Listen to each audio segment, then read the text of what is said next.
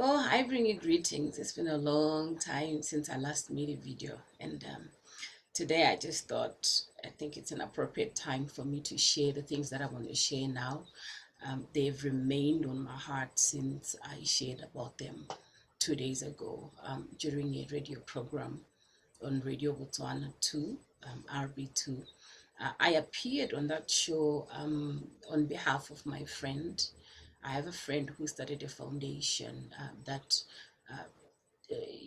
seeks to teach people on marriage, divorce, premarital issues. So she hosted me, and I shared some things there that I think perhaps I need to share them again so that those who didn't listen to the radio show can watch this video and hear, because I think they're very important things that we spoke about on that show. So the title of our discussion was dreams, personal goals, and ambitions in marriage or in a relationship. So this topic was like it's so huge, it's big, and it's of grave importance, with regards to the success or failure of any relationship, because you're going to bring two people from two different places into one place, into being one. So what they bring in and how they live in it will determine if it's going to last or not. And so here are the things that I want to share. I'm going to stick to Genesis 29, 30, and 31, the story the Lord has given me for this season, because in there are hidden almost, principles for every facet of our lives.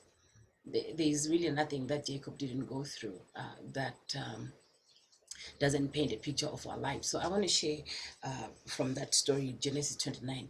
And I want to say that Jacob and Rachel were going to be a couple. And one of the things that Jacob and Rachel did is that when they met, there was a discovery of same interests.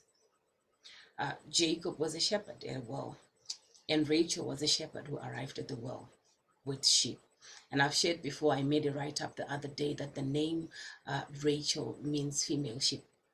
So to Jacob, sorry, this is a business. This is, she's going to produce for him. And produce for him she did, even though it took time.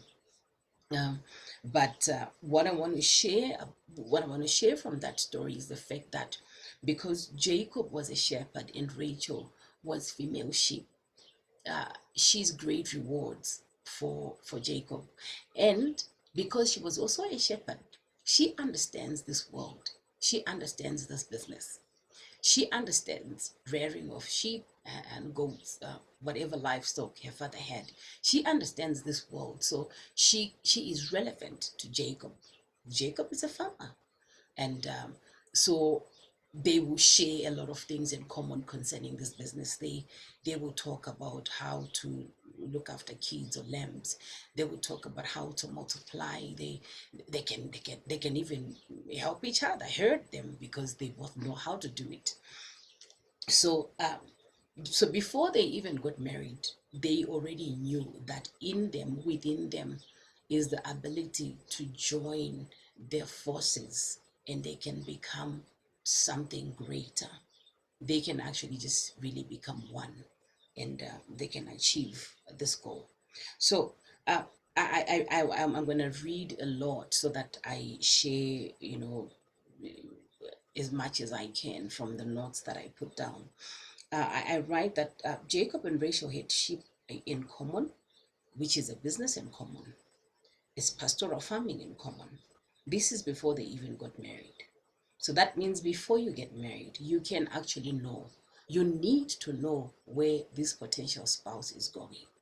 You need to know if you can travel together. My husband does this tremendous teaching about pairing, about the, the way about the scripture that is in Genesis, where God says I will make him a helper, who a helper, a helpmeet, or a helper meet for him, or a helper feed for him. He does these beautiful definitions, concerning what a helper or what a helpmeet means, and so she or he has to fit in your world.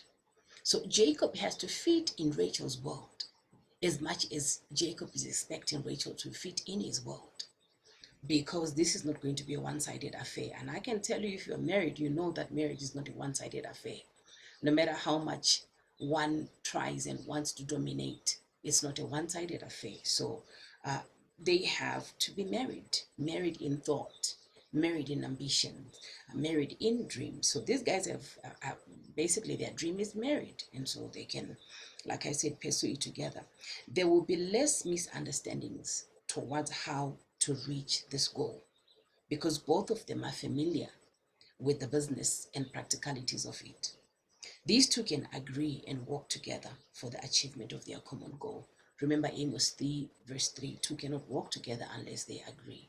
So before you go any further into actually a marriage, whilst you're courting, when you meet this person, uh, empty yourself to this person and tell them who you are and what you want to achieve and where you want to go, because you don't want to hit a huge pothole and your tire bends or it punctures and now you can't move. Now there's no progress because you withheld some information at the beginning. I will come back to this as I move forward. So problems always arise when new things or new goals catch the other partner by surprise and they are unprepared. For instance, this you knew that you had a dream to become a politician and you never shared with your wife, you never shared with your partner, and you're running your lives headed a certain direction and employing your hands in certain businesses, and then you wake up one morning and you say, I'm going to run for councillor, or I'm going to run for a job I'm going to be I want to run as an MP. And she wakes up and she says, what is going on with you? Who are you? Or he wakes up and he says, who are you? What's going on now? All of a sudden you want to be this politician. You never told me this is what you wanted. Because the thing is, if he is not into politics and he thinks a certain way about politics, it's going to be so hard for him to support you.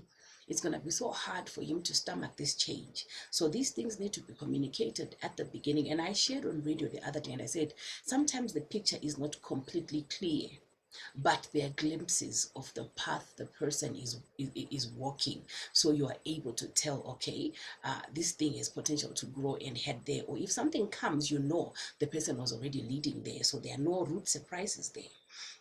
Now, if a partner is adaptable, even when something has come from the blue, so to say, they can refocus. One of the things my husband teaches is adaptability. Adaptability is the ability to evolve. Can you change? Can you change to become that which is needed for you to become at that moment? This is a big one. But God has made humans adaptable. We can adapt to any situation, and that's a power that God has given us. So if you are if you are a partner, don't refuse to change. If you want the health of your relationship, don't refuse to change. Don't refuse to evolve, because you have that ability, you have that capacity, so that your partner doesn't feel like they're walking alone. But like I said, this is for something that has just emerged. Maybe you are not prepared for it, but you can evolve if you refocus and realign your energies. But if you fail to refocus, if you fail to adapt, there will be a problem, a huge hurdle in front of this marriage, of this couple. The business will be a source of conflict. uh, you know um, I know I've interacted with a lot of people. I know people who went apart when one of the two has taken a certain direction with their lives and the other one is not in agreement. The problems that arose, they have caused a breakup. And so even in our trying to involve ourselves in enriching ourselves in business, when there is no agreement, it can be a source of conflict. It can be the one thing that actually breaks you when it could have been the one that blesses you. And this is why right at the beginning, you need to lay things on the table. That's how you build a strong foundation. Someone has to have an idea of who you're becoming. And I love this statement, and I'm going to say my husband again because he's always talking to me. Becoming is the greatest of gifts that a person can ever give themselves. Becoming comes with growth. So as you relate, have an allowance for growth for your partner. They are not always going to be the same. In fact, you should be worried if the person remains the same, because it means they're not maturing, they're not growing, they're not going anywhere. They're probably dead or they're about to die. So I give an example of Leah. If Leah's eyes were cock-eyed or cross-eyed, Leah cannot see eye to eye with Jacob. So her eyesight is skewed naturally. And even in her soul, she is skewed, judging from how she viewed Jacob, a way he didn't view her, and she ended up in his bed when he had never thought of her as one he can bed, but he thought of his sister Rachel. So her eyesight is so skewed that if Jacob enters into business with Leah, they are not going to see eye to eye. Jacob will be looking this side and Leah will be looking the other side. So that business is not going to prosper. There will not be agreement, in fact, between them, because they don't see things the same way. They could never come to a point of agreement. And if you look at Leah's life, basically in this marriage relationship, she was actually exposing Jacob's weakness. Well, though it was a weakness, but to her it was Jacob's weakness. His inability to love her. She would expose it by giving the names she gave to her sons, because Leah doesn't see eye to eye with Jacob. And so this affects their relationship. And if it's a business they are running, it affects their business, because Leah doesn't see things the way Jacob sees them. So they cannot walk together. They cannot agree. Now, if Leah's sight is skewed, she will not view their business with the right eyes, and it will cause conflict, leading to the failure of the business. They'll be fighting all the time. No, you don't put money there. No, you put it there. No, you're in love with your secretary. I just threw that in there because I know it's there. So Leah will not be agreeable all the way. And agreeability is one vital ingredient we need in marriage relationships. Can we agree? Agreeing is not just saying yes. It's fitting. Like those of you who have handled equipment, like when we were putting up musical equipment, there are snake cables. They're called snake cables. There's a male and a female. So the male female must fit perfectly. Male snake cable must fit perfectly in the female one in order for there to be function and transference of power and proper function. So can Leah fit like that? No, she doesn't, because she definitely doesn't view things as Jacob, and she will be a distraction. And they will differ and it will disrupt the gains and even the existence of the business. You have to see eye to eye in order for the business to thrive and yield good profits. If you don't see eye to eye, the energy that's supposed to be used in growing this business, in mastering the art, to be experts in this business, is used fighting each other. So one shouldn't become a load or weight on the other's shoulders, because it will affect the energy needed to be poured in the business, which will now be spent attending to emotional hurts and pains. This hinders growth, definitely. When he's nursing your pain and you're nursing his pain. In fact, when there are fights, no one is nursing each other's pain. The other one is looking the other side, the other one is looking the other side, and the business is suffering, or the dreams, the visions are suffering. We have there's an example in the Bible of Potiphar's wife. Joseph is working there and he's a good employee, he's excellent. He achieves greatly, and Potiphar's wife's sight is on Joseph's muscles. She loves the looks, she loves his body build, and so she then becomes a disruption in their household, in their business, because this one is their employee. So she disrupts the functioning of the business or the profits in the business, because she's going to get the best employee jailed. That's not seeing eye to eye. You are Potiphar, and you're handling this business with your wife, and your wife is looking at Joseph's body. while you think she's looking at employing her energies on the profits or what would give you profit, she's busy lasting after your employee. That's not looking eye to eye. I've worked in a certain place where the husband worked so hard to garner clients, to have clients that would bring huge profit in the business, and he brought his wife in that business, and the wife was busy insulting the same clients, and the clients were withdrawing their mandate. So you have brought in Leah. She's cockeyed. She doesn't see the effort you've put in there in acquiring those clients. So she speaks, her tongue is loose. She lashes out at them. She doesn't understand that you can be patient with them. They will pay later if they're delaying paying, but you would rather be owed but than not have customers or clients. She doesn't understand all those concepts, those business concepts, because it's not her world. You just brought her in there because you want your wife to be there. Listen, if your partner is not yet ready to handle business with you, don't bring them in. Nurture them, nurse them. You can actually come to a place of agreement where they understand what you're doing. But if you throw them in the front line, they will chase the clients. And you see, my friend is running this foundation because she deals with divorce, and she's trying to so hard to remove the stigma of divorce in the community and the society. But one of the things she's also doing is to try and curb divorce. So she's bringing in these lessons so that people can learn things outside of marriage, so that when they enter into marriage, they are aware of what's expected of them. And so I'm sharing this, and I'm praying that it helps even the people that she wants to help. So you have Potiphar's wife, and she's greedy for sex. She's greedy in the way of adultery. She's not greedy to see results in the company, and so she will chase after your employees, and it's not going to work. And you have a wife who insults clients, it's also not going to work. The business will go down, and when the money is low, it's her loud mouth again, which is going to say you're not making money. So that's not seeing eye to eye. These two are Leahs. They're skewed. Their eyesight is skewed. um, you know uh, Also, I talk about insecure spouses who project their insecurity by hurting a standing and active spouse, causing stagnancy to the growth of the business, and also weighing the other down.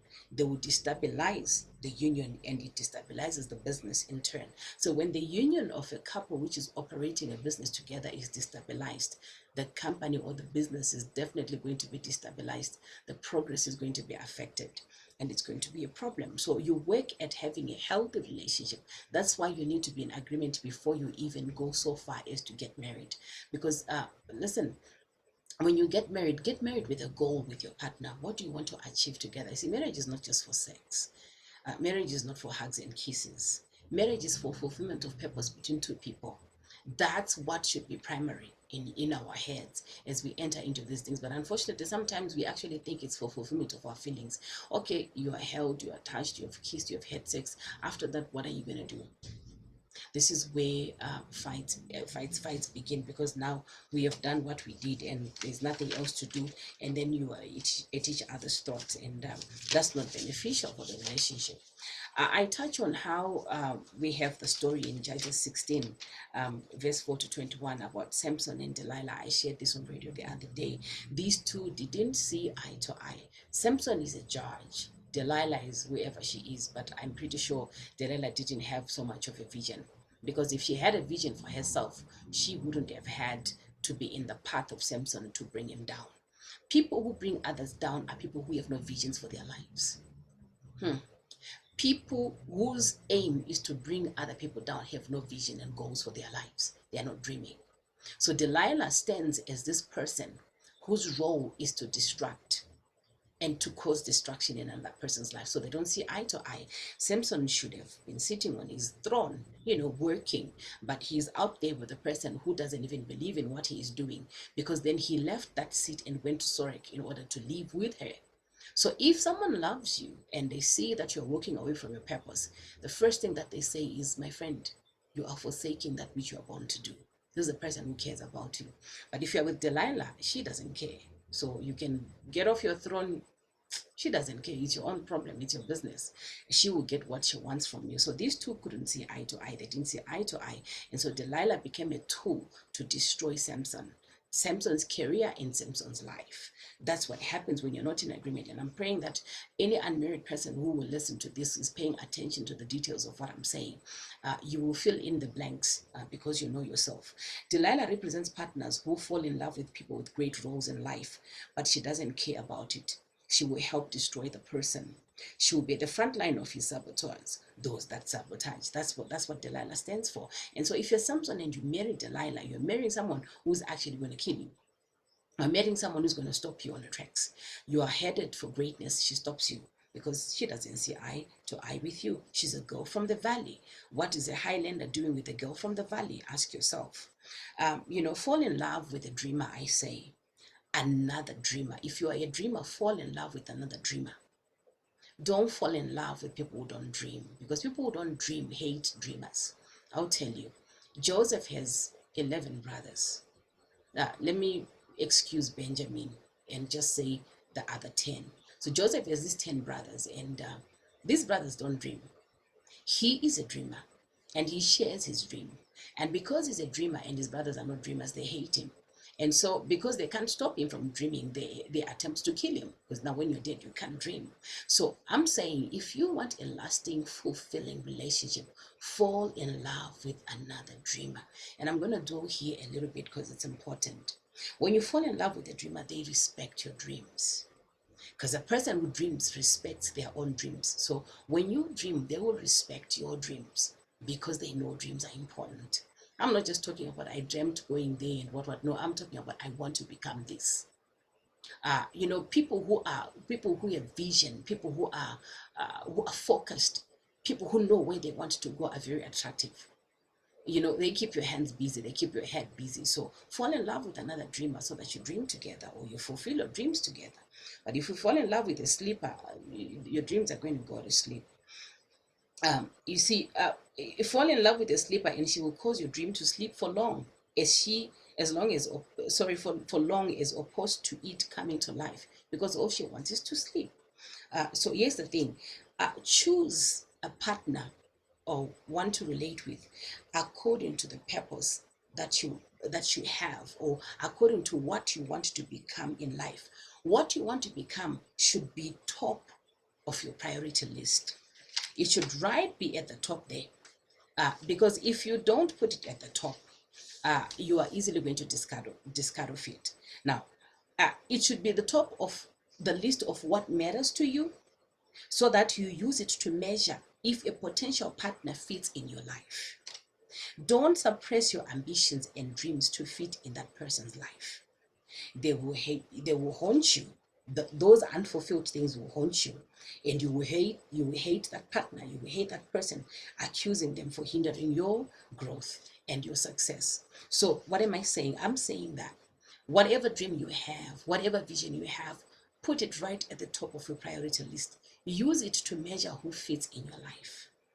That's going to be a determining factor. If you meet a person, no matter how good looking they are, no matter how much fun, or they have a sense of humor, whatever it is, if they don't fit in your dream, if they don't fit in the vision that you have, please let them down. Let them go. If, again, they don't fit, you can keep a friendship, but don't consider marrying them. Don't think that they will change later. This is a mistake that we make. We always think that people will change for us. No one changes for you. People change because they're growing, they're evolving. They've seen the need. That's what my husband taught me in our early years of marriage. Because sometimes we are fighting so hard to change this person or to turn this person to see things the way we do. It's not going to work, because you're not a dominator. Because they will feel they're domineering and they will resist you.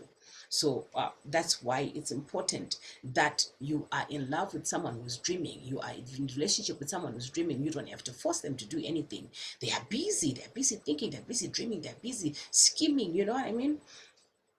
So don't set your dreams aside for love, because their unfulfillment will hinder the same love that you have for this person from flowing fully, and that love will turn to hate. There's a very thin line between love and hate. Let someone just cross you. Let someone just hinder you from growing, and you begin to point accusing fingers at them and you hate them. Watch out against unequal yoking as well. I've shared on unequal yoking before. If A potential spouse can't stomach who you want to become. Run now, or else you will run later. And obviously, that's a divorce situation. There are things that can be sacrificed for they matter, to who you are, and they are your essence. You can sacrifice them. Your dream should matter to you more than the desire you have to get married or to have a partner. I'm going to repeat this one. Your dream should matter to you more than the desire you have to get married. Why? Because if you get married and your dream is unfulfilled and it matters so much, but you can actually set it aside. There will be a time when you look around and you see that something is missing in your life, and all you will have is regret. And most cases, again, we blame other people. When you made the choice, you made the choice to dump that dream. You made the choice to throw it away. You made the choice to set it aside so that you can have this person. That's too costly. That is too costly, and it's going to cause you grief for a very long time. Uh, you know, uh, One of the things that you should do is that if you put your dream or your vision or what you want to become at the top of your priority list, it will cause you to strive harder to find a person that will agree with you or agree with that dream than picking just about anyone who looks like it. So this one becomes your measuring stick. It's the one that says not here, not there, not here, not there. Why? Because it's right there at the top and your eyes are zeroed on this thing, right? So your dream must regulate your friendships and associations, especially long-term relationships. I'll repeat it. Your dream must regulate your friendships and associations, especially long-term relationships. Why? Because your dream is who you are. You see, if you look at Jacob, him having wanted Rachel, the presence of Leah didn't make him stop wanting Rachel. Rachel is his dream.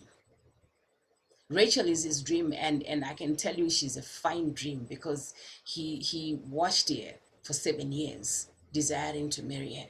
He fell in love with her within a month. But then he told himself, and this is what's beautiful about a dream that's real. He said to the father, to Laban, I will wait for you for 7 years for Rachel. So he's the one who actually decided how long he was going to wait to have Rachel. That's a dream. You are the one who determines when you want to fulfill your dream. So you can't leave it to the other person. You can't throw it aside to gain a person because you're going to be frustrated. So dreams are what God gives us, and that's what we spend our lives attempting and growing and putting our hands into achieving. If you set aside your dream, then what are you going to do with your life? If you set aside your vision, what are you going to do with your life? Like I said, hugging and kissing doesn't happen 24 hours. So you're now in this relationship. What else are you going to spend your time doing? What are you going to put your hands into doing? Because you are created to work, and your dream is your work. Your dream is what God expects you to be putting your hands on to achieve. In fact, God will require a response as to what you did with the talents He gave you. He will require a response as to what you did with the gifts that He gave you. You see, you know the parable of talents. He's not going to say, why didn't you get married, or why did you get, he'll say, what did you do with what I gave you? And so sometimes people set aside things that matter to them for relationships, and then when they're in the relationship they regret, and some of them come out, and now it's too painful. So my host the other day asked me about submission. When I was on the radio show, he said to me that there are women who enter into marriage relationships with big dreams, like really big dreams, and their husbands then ask them to submit. And this submission that he's talking about is a submission where somebody is now suppressing you, and that's not submission. Submission is never suppression, oppression, or subjection. It's never those. Submission is a love thing. I submit to my husband and I love it because it's a love thing. And I'm secure under his I'm secure under his presence. I'm secure under his leadership and guidance. And I submit because the other day he was teaching that submission is for people with power.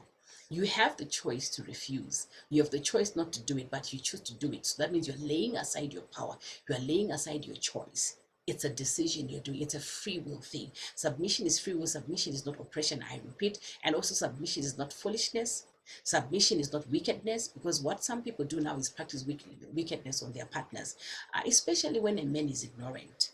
I shared with him the other day that a lot of men are very unschooled where submission is concerned, or where just handling their wives and women are concerned, is concerned. Sorry, they are very unschooled, they're very uneducated. No one is yet to teach them. A lot of them come from fatherless homes. That's why we need the fathers in the church to learn the ways of the Lord and begin to take young men and teach them, as much as elderly women should take young women and teach them, because God wants these things transferred to the people that are coming after us. That's what the Bible says. So submission doesn't mean that Melody has to die under Rapson. In fact, Rapson would have done himself a huge disfavor if he allowed me to die under him, because he's going to miss out from what I can become. Now, I equally will miss out from what he becomes if I fight with him. And I refuse to be agreeable. My husband always says this one is deliberately being disagreeable. That means the person is choosing not to fit, choosing not to be the right size. You're not saying you're a size 8, but you're choosing to be a size 6 deliberately, so you can fix this person, you can be tight on this person's foot. You are deliberately doing that, and that's self-sabotage. So whenever you stand in front of your partner, hindering them from achieving, that self-sabotage. You don't love you.